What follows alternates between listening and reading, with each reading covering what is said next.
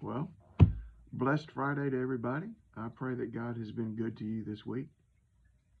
If not, I pray that you have found some sort of refuge and some sort of comfort in Him as you've prayed to Him. And I hope you have prayed to Him through this week. And if not, that you will through the weekend or even into next week.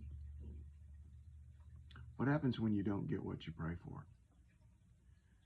What happens when you're asking God for something and you don't get the answer that you're asking for? How are you supposed to take that? You know, what happens when you're praying for your kids, grandkids, and they still just they don't respond to God. They don't come back to God. They, whatever it is that you're praying about, they don't overcome your marriage. What happens when you're praying for that? And sometimes when we start praying for something, not only do things not get better, but it seems like things get worse. So let me do two things about that, about when you don't get what you're praying about. One is, it ain't over until it's over. Personal testimony.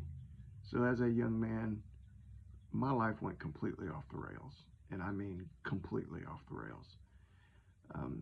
I didn't know it at the time, but there was a particular night where it all just started coming unwound. There was something that happened, and everything just started coming unwound. And it would lead to the next 2.5 years of my life would be the darkest, most difficult years of my life. I didn't know it at the time, but that very night that happened, my dad prayed and asked God to draw me into a relationship with Him, with God.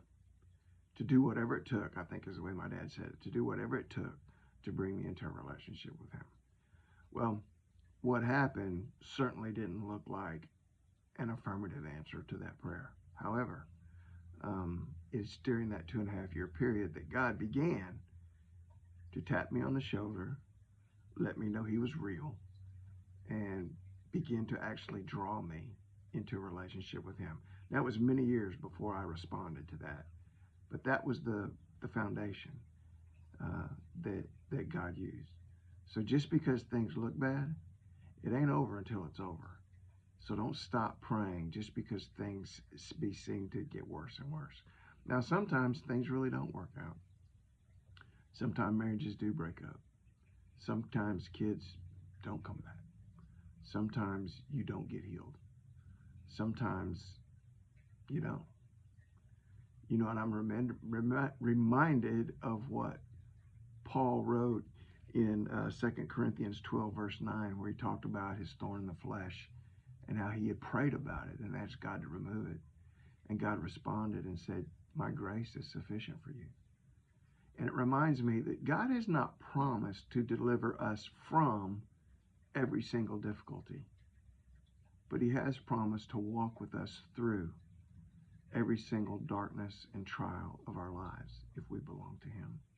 And so Hebrews 4:16 says, "Let us therefore come boldly to the throne of grace so that we may obtain mercy and find grace to help in the time of need."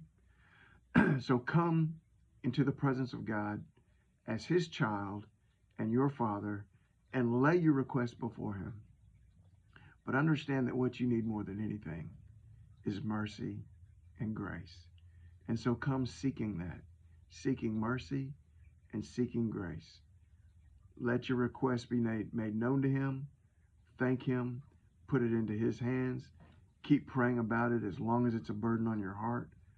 But as long as the prayer isn't answered, let God's grace be the strength that you need to walk through the situation.